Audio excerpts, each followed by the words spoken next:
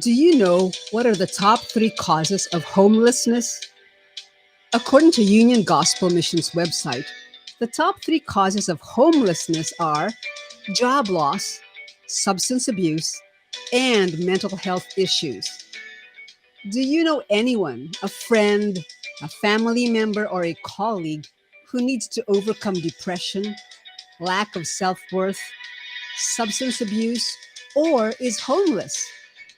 Today, my guest has himself experienced trauma, substance abuse, and homelessness, has successfully recovered and overcome all of these, and is ready to share some valuable insights and action plans with you today.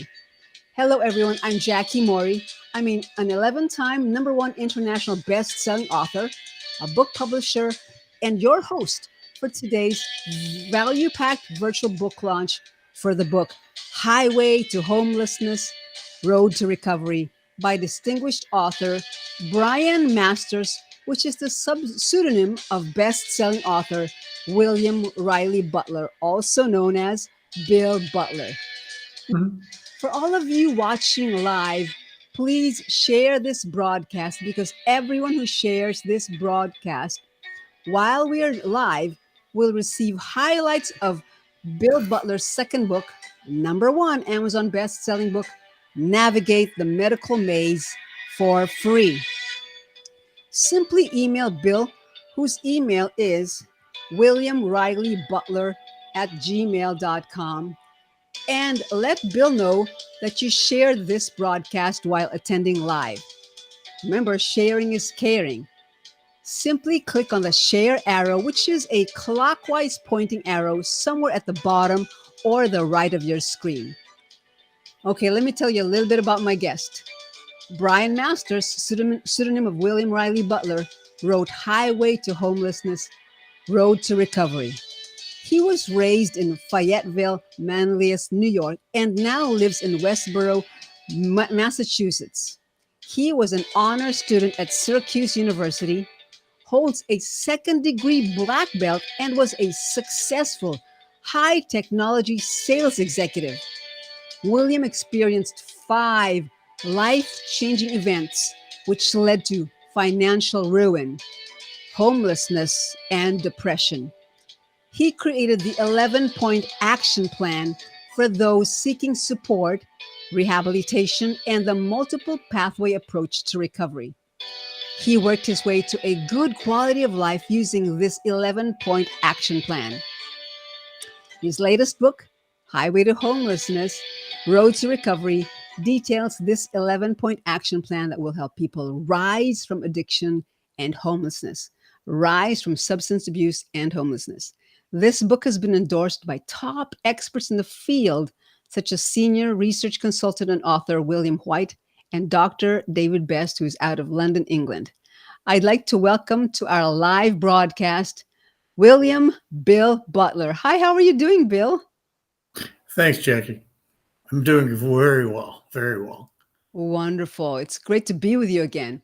I see that we have at least some folks in the live audience. Please share this video and make sure you share in the chat that you did share the video, and then you can email Bill at this email address, William Riley Butler at gmail.com. And it's also at the bottom of your screen. There's a banner at the bottom that also shows you the email. So anyway, thank you for sharing and thank you for being with us live. Let's dive in, Bill. Okay, ready? What inspired you to write this book, Highway to Homelessness, Road to Recovery? It inspired me. I guess the best way to put it is this. Imagine that in the audience, imagine that you are a prosperous person. You might have a lake house with a boat. You have a great job. You're making good money. You have a great son. You're working with great people, and you have a network of friends.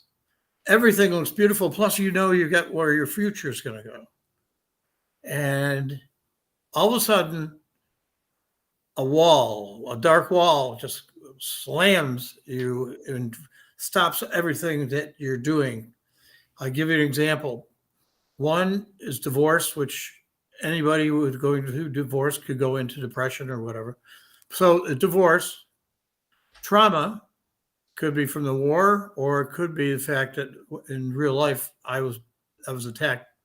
I was attacked. Financial ruin, which ends up being the fact that the capital market fell apart and I lost money into real estate and everything else. But the big one was going for a spine operation, and it went wrong with infection. It took me 3 more operations, and I finally lived. But it took so long to get back. I couldn't get back to the job market. That inspired me because when I was walking in Quincy, Massachusetts, because I was homeless, I was going to the shelter. It was a nor'easter. I had sneakers and I had just spring clothes. Walking through snow, and I said, people have to know what this is like. They have to know where I'm going to the shelter. People have to know what is on the street, because this is street level. The large motivator was an individual named Mike. I was walking in Marlborough, Massachusetts, and a gentleman came up to me and said, "You saved my life." And I said to him, "Okay, why?" He said, "You gave me the insurance money so that you paid off my insurance and I was able to get my car." I said, "Oh, I remember you, but that was same visit to Paul." He said, "Yeah, but you worked for it, you backed it, and I got it." And what happened, Bill, is the fact that I got the car going, I got the job, I got promoted, I moved out of the men's shelter, which is a lot of fun too, by the way, just being facetious. And he went and got a better apartment, and now he has a fiance. Wow. Clean cut, looks good. When he was at the shelter, he looked terrible. He did the steps very fast. I don't want to use steps, but he advanced very fast in exactly what I wrote about. He's a perfect example. Mm. Think of somebody coming up and saying, "You saved my life." Anyways.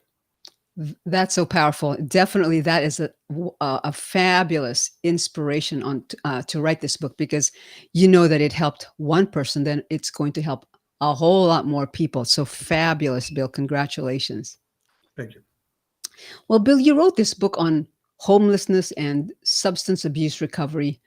What are the benefits to everyone who buys and reads this book? When you read through the book, there's many benefits. So let me just try to condense it. Think of it as you're going into a subculture. You're on the street. It's different. You're trying to survive. Some movie, you might have something like that. You're in the subculture. And you're going in with eyes wide open. You know that this is what you've got. And they're in your heart, you're trying to move out of it. Now, if you do drinking too much and drugs, that's not going to help you get out of it.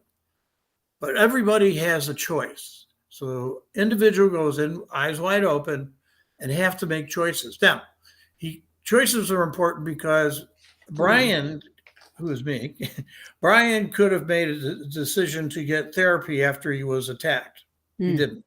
Oh. He could have gone and got a second opinion before he went in for spine operation. He didn't. And people on the street, and I'll tell you a story, a good story.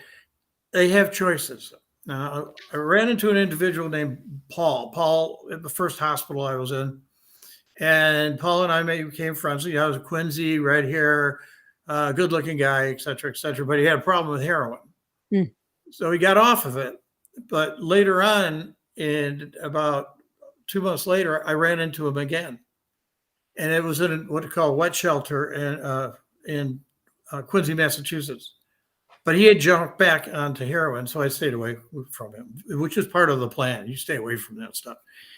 Then one day, I'm in the center of the institution, the place, and there's Paul knocking on the door. The nor'easter's coming in. It's going to be 0 degrees, and he's crying that they won't let him in. So I went to management, which was right over to my right, and said, "Why don't you let him in? Open the door." He said, "Well, We have a rule, no cell phone. And he had a cell phone, so he had to leave. I said, there's just a Oh. storm out there. And now he's on his knees crying. Think of that, crying, a man, a Mm. grown man, because he knew what was out there. And they said, no. So I said, well, I'll do it. And they said, well, if you do it, you're out there too. Oh. What you're up against. And when I turned, he was gone. Paul didn't make it. Oh no. But there's hope. That's the benefit of the book. You start here with up, you find out what the reality is, and then you create hope. Because without hope, you're not going to make it. Mm-hmm. Hope creates will. Will creates planning. Planning creates the action plans that you want to implement, and then you implement them. So action leads to success. It works, but it also works with the help of resources. That's the other benefit to you. If you're in a situation, you want your family to be happy, healthy, and stable. And if somebody, you be a disciple on this, because you can tell people or have them read the book to understand they don't want to act the way they want. I hope everybody's happy, but help them through what I went through. I guess that's the best way to put it. Indeed, hope is so powerful. Like you said, it's that spark that prompts people to have the will to follow a plan or to have a plan and want to have a plan and then follow the plan and then it's the road to recovery. That is so good because a lot of people have, are losing hope, and when there's no not much hope, then why do they want to have the will to take the next step to make progress? So that is so good. Indeed, that's what a powerful benefit of the book. You have to Well, take it on. Go on. I'm sorry. Go on. yes, yes. And you gave hope to the gentleman who approached you and said, "Hey, you helped me. You There's helped a me lot and more now like that. yeah, he turned his life around. Wow." Well, Bill, you've successfully overcome serious traumatic events, homelessness, and substance abuse. That said, you're not a recovery expert. So, what credibility do you have to give advice on homelessness and substance abuse recovery? Please. Uh, I do not have any credentials. I don't have anything in front of me like a PhD or a doctor. What I have, if you use the word expert, expert is somebody with special knowledge.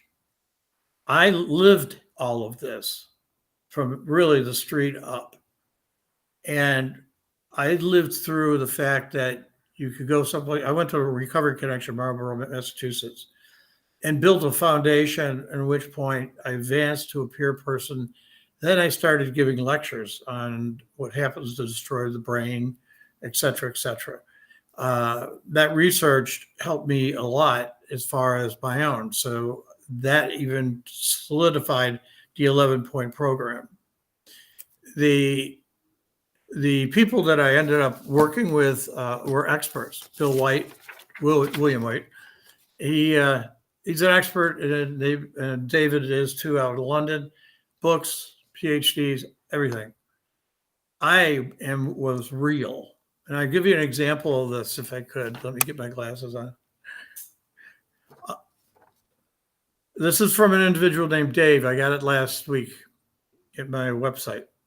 Hi, I saw your post about brain repair from sobriety, and I wanted to add my own observations to your storehouse of knowledge. All my life, I've drank beer. That was a lot of decades of abuse. My eyelids were red. My nose was darker and with spider veins in my cheeks. I think we've seen people, big noses and cheeks, somewhere along the line. I hope you did. I quit last November 11th, replacing beer with lemon water. The red eyelids have returned to a perfect toned skin color. Most of the spider veins have disappeared, and I can't tell about my nose yet. There's a lot of good stuff out there on the internet about sobriety, but not a lot about specific changes in the body after quitting, which is why I liked reading your post. I'll never drink again, knowing the devastating alcohol does to your body. I am hoping someday I can look in a mirror and I see 100% skin. But if anything I wrote is useful for anybody else, which is you, then it's totally worth the time. My feeling is the same. This is a real person. Sent it last week. Mm. He has hope. He did it. He acted on it, and he was reading my other website, my blog, addictionrealityeducation.com. Wow, that is so powerful, Bill. So, in other words, you've been there, you've done it, and you are a success story, and that gives you the platform, if you will, to speak and to give people hope, and not just hope that's some kind of ethereal, abstract concept, but to have If, actual steps. if my experience helps somebody, just like Dave said, that's great. But if you were talking about an expert, knowledge, specialty, and knowledge is what an expert is. So I guess I'm an expert. Yes. Yes, you are, definitely. Thank you. You absolutely. Well, everyone who's watching live, thank you so much for joining us. I invite you to get your Kindle copy today of Highway to Homelessness, Road to Recovery, because from now through October 21st, Highway to Homelessness, Road to Recovery, which is regularly priced at $9.95, is on sale for only 99 cents. And the first 15 who buy Highway to Homelessness, Road to Recovery, and write a preferably positive 5-star Amazon review and email a screenshot of their Amazon review to Bill. And again, his email address is williamrileybutler@gmail.com. You'll receive a $15 Amazon gift card, an autographed paperback, and an 8 GB memory stick, all for free. So make sure you purchase the 99-cent book. This is an irresistible offer. Purchase the 99-cent book and then write your positive review, preferably 5 stars, and then take a screenshot of that review once Amazon approves it, and then email it to williamrileybutler@gmail.com. And the first 15 who do so, you're going to receive a $15 Amazon gift card, an autographed paperback of the book from Bill, and also an 8 GB memory stick for free. So there's no need to own a Kindle device, by the way. You simply need to download the free Kindle app on your smartphone, laptop, desktop, mobile device, and then get your Kindle copy of Bill's book. Let me show you what the Kindle icon looks like. It's right here on my screen. Let's see here. It's the one with the shadow of the hang on, let me see here. Right here. That's the Kindle icon. That's what it looks like. So it's free. Just download, go to your App Store or Google Play Store, and then download it for free. And then once you get it, then you can buy Bill's book. Now, to all the live viewers, we're going to have a live Q&A. So please type right now in the comments section your questions for Bill, and we'll do our best to get to your question or any comments you might have. All right, Bill, let's go on to the next question. Why did you pick the 11-point action plan and recovery capital recovery and category assessment tools to help those in need of help? It's Recovery Capital Scale, created by Dr. Cloud and William White years ago. Mhm. It works. Probabilities have been and actual stories are proven. It's been out there for a while. What I did was I worked on it when I was doing mine 11 and created categories for those 35 statements. A Ah, person who uses William White's scale and then looks at my categories, which he's now publishing with me, it shows you rising above and doing well. I'll give you an example. If the person gets the car, they have transportation. So that's in one of the categories, and you go from a 1 to 5, right? Then he can go to the doctors. So he has now, there's another one, medical assistance, 1, to 4 to 5. So as this happens, they combine together. The car becomes a tool to get more financial, which is another category, and et cetera, et cetera. It shows you through a year or so with a peer, or you're just doing it yourself, you see yourself rising and create hope. And we've already spoken about hope. The 11-point program is an outline that fits in if you live what the suggestions would be. It's a multi-planned approach. It's combines AA, for example, with a number of other things. So it's just not dependent on one way of doing it. Those two matched perfectly. So I decided to build it. I worked with William White. He helped me on chapter 3, and we tightened it up, and it works. And we can show the reader in detail what we're talking about. Well, what I'm talking about, because I wrote most of it. It works. Wow. That's wonderful. So it's not just this pie in the sky. It's actually been proven over and over again. Yep. They've done it in clinical trials, and they've done it in real life. And so have I. Fantastic. Fantastic. Well, we've been talking about these top experts in the field, such as we've mentioned, senior research consultant and author William White and Dr. David Best. They've both endorsed your book. What was their reasoning behind that, please? I can answer it like this. Think of a scientist. David is a scientist in London. He works with stats and probabilities. William White he writes books and is a very dynamic speaker. He's retired. He's down in Florida now, but we used to get up and talk about recovery, trauma, and homelessness. Everybody in recovery centers normally know about William White, especially if you're trying to help people. Those two individuals, between the stats and the knowledge, and I was at the ground roots, that's what they liked. We worked together we're still working together, but probably about 4 years, in which point the 4 years we've been able to share knowledge transfer. I sent them the manuscript, and they enjoyed it. I was at ground level, working through. They're over here, and I'm over here. They're writing books. It fit perfectly. So they endorsed it. I'm very happy about that. I'll give you one thing I do want to say, and I'm reading it here. William White's work with the scale and in my categories is a measurement. The people can measure the way they're improving, and it gives them hope. And to tell you the truth, if you can't fix it if you don't measure it. I coined that phrase. So what really struck me is this. I've realized that I cannot go back and make a new start, but I can start from now and make a new end. So I like that. I really like. Can you say that again, please? That is so powerful. Sure.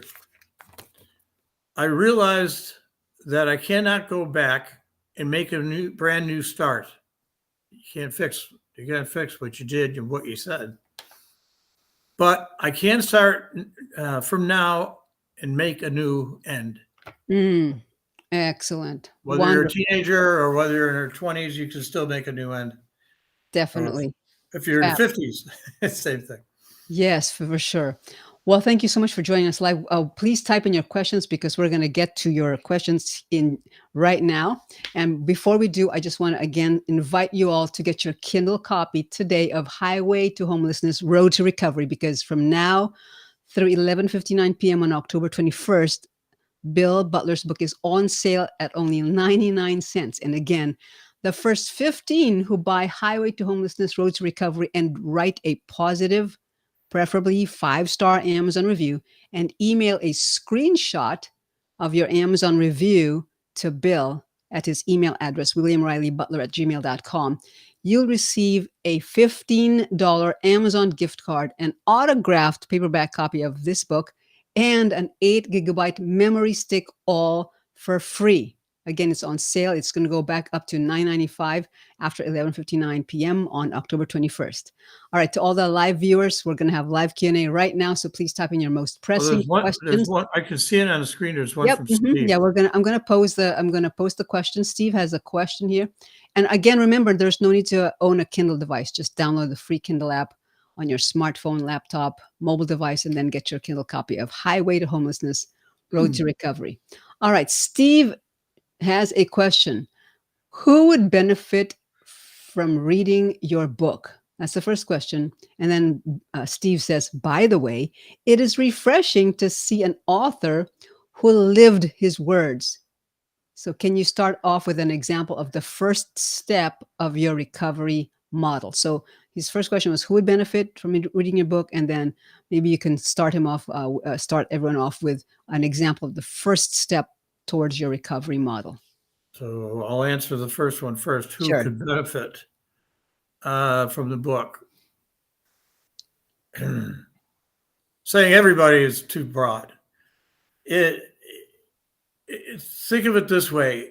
You probably, I hope this isn't true, but yourself maybe gone through a difficult time, but one of your family members or one of people, your friends are in a network. Think if any of those people had issues.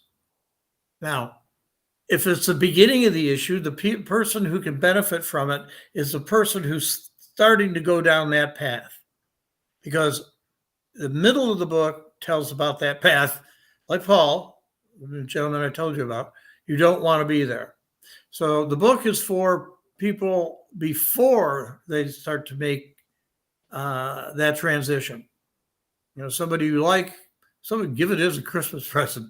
But as they read it, they might understand what the reality is, and you don't want to do it in subculture reality. The others are people, and I'm giving it to people in recovery now, people who are in recovery. They don't know what to do. That's why I created the 11 steps.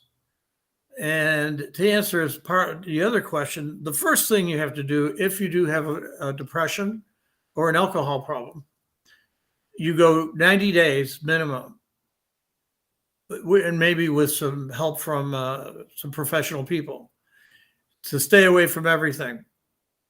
And 90 days allows the brain to repair. Yale University has proven it. I did the research on them. And it just happens that AA, in one of their unwritten rules, 90 days there. But you have to be committed, because the 91st day doesn't mean you can go back and start doing what you were doing. It'll just depress you more. You want to be undepressed. That's why it leads to next steps.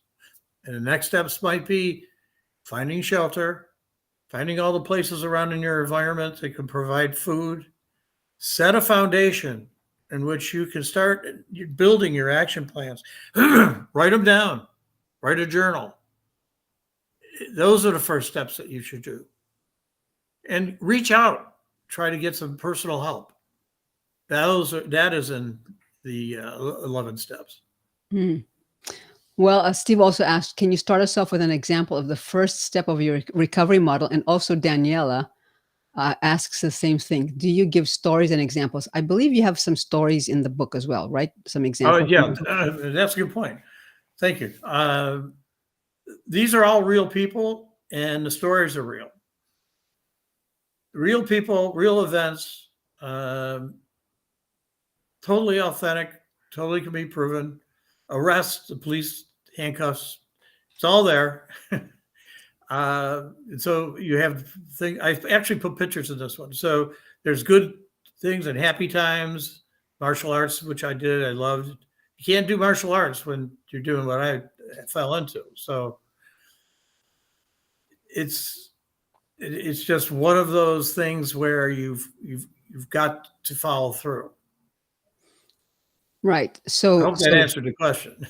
oh yeah. So your book can also help people who know or who have loved ones who are homeless, correct? Yes. Even if you're on the street, On the street doesn't mean, this is a stigma, and I work on stigma too.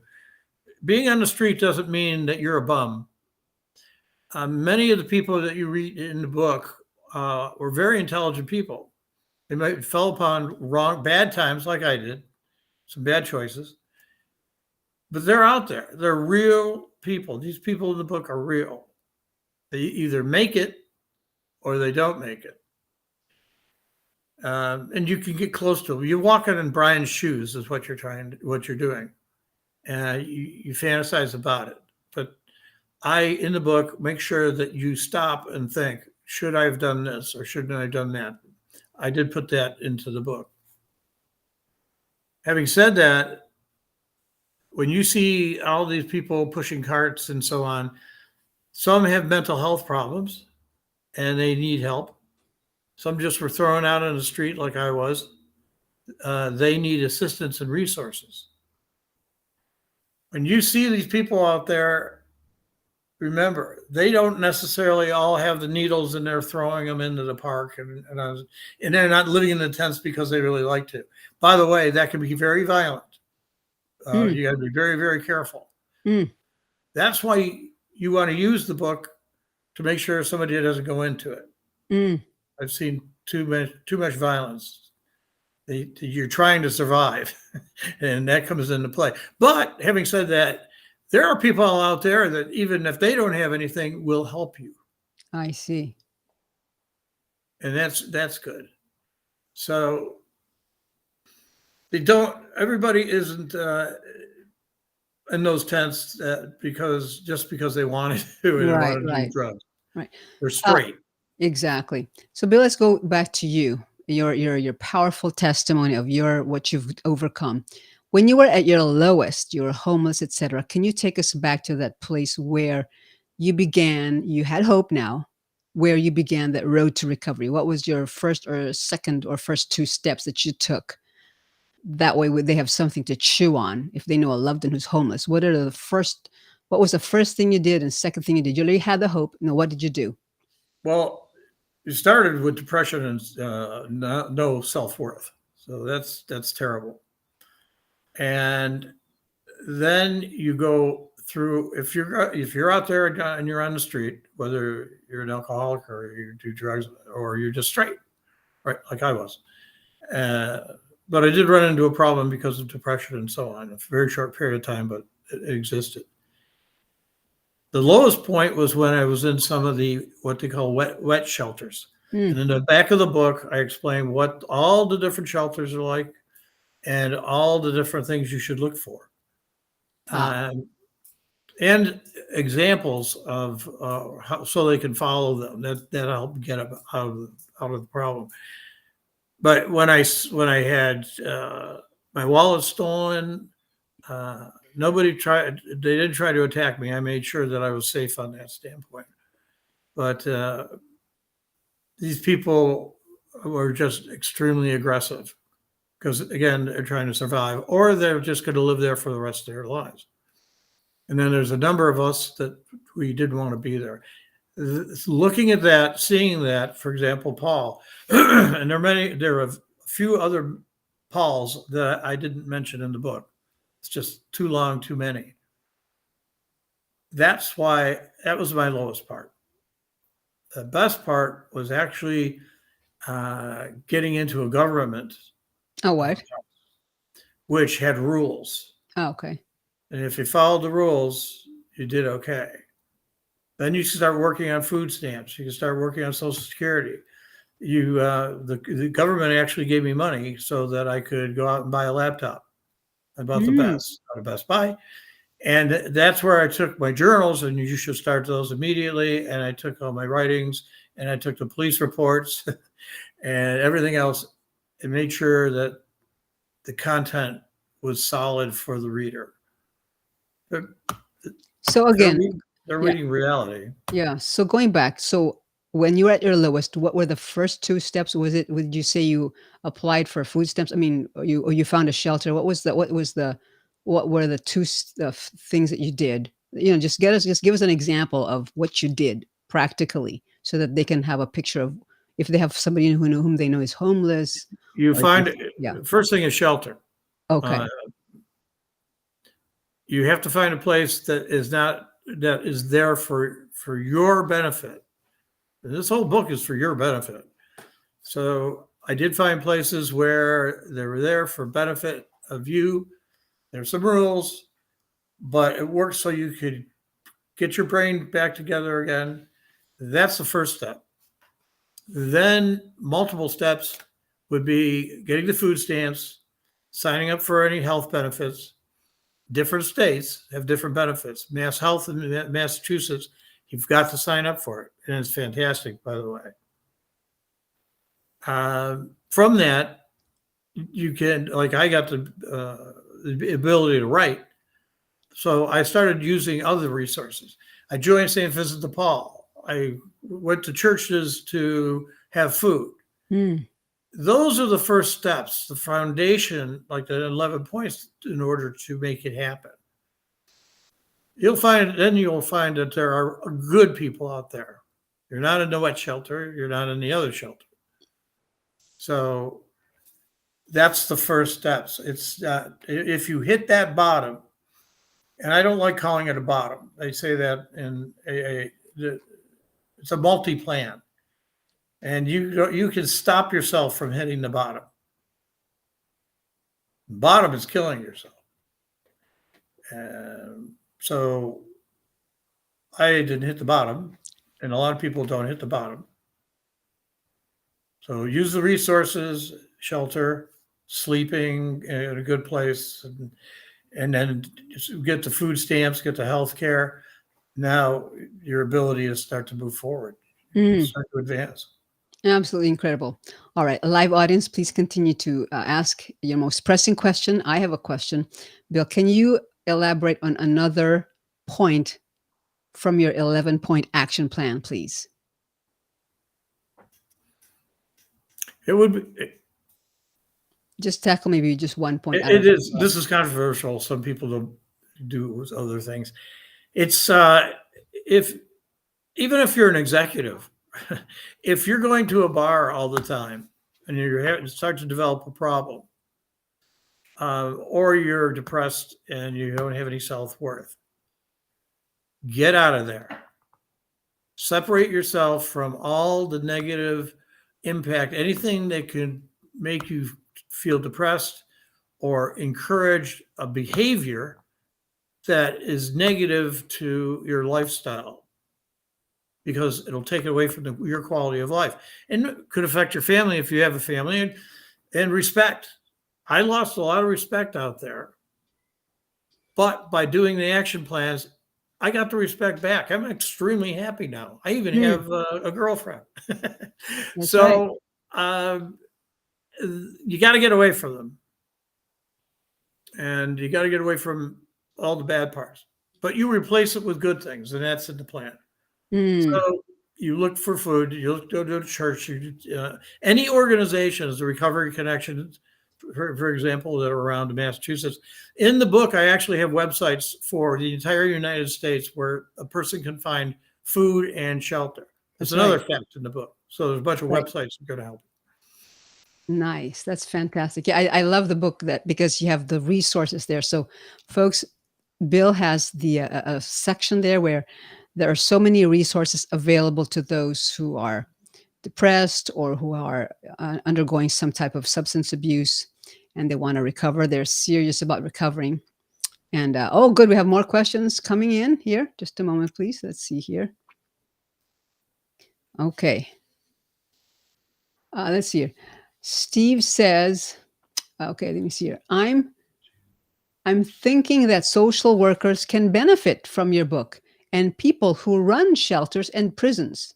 Isn't that true? And then he has his question, which says, what have you learned about human nature from your experience? Good question, Steve.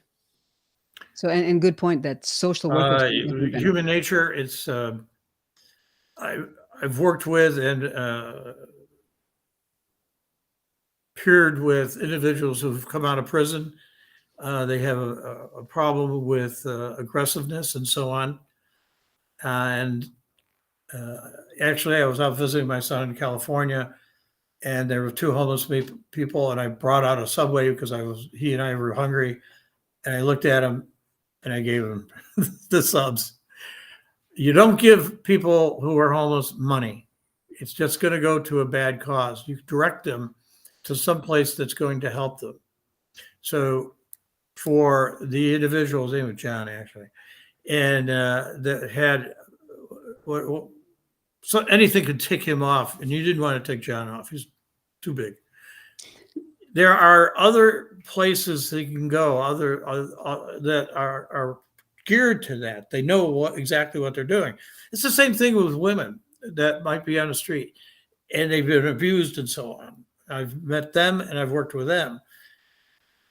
They have certain organizations that they can resource and get to, maybe through the state or through word of mouth. Word of mouth on the street is very important, by the way. So go for the resources. That's really what my advice is to them. In some cases, I took a person like from detox and put him in detox, and later on, when he was detox, took him back to the recovery area. Mm.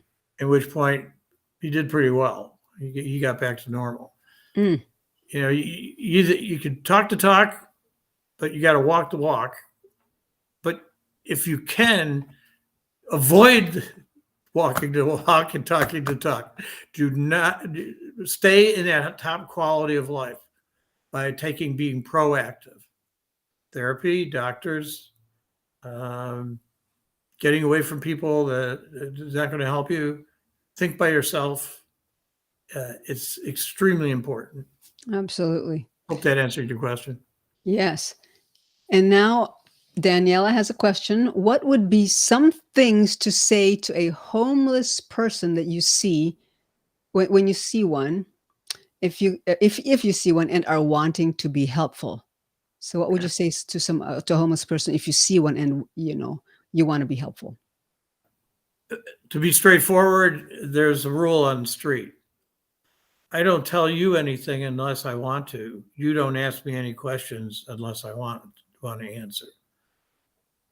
So, Steve, that in real terms, if you start to get nosy on somebody's background and so on, they'll either turn and walk away and you've lost it, or they'll beat the hell out of you. That's reality. I've seen it. But what you do want to say is that this is what I've done. And I know where you get this done and this done. Are you interested in getting that done? Not a question.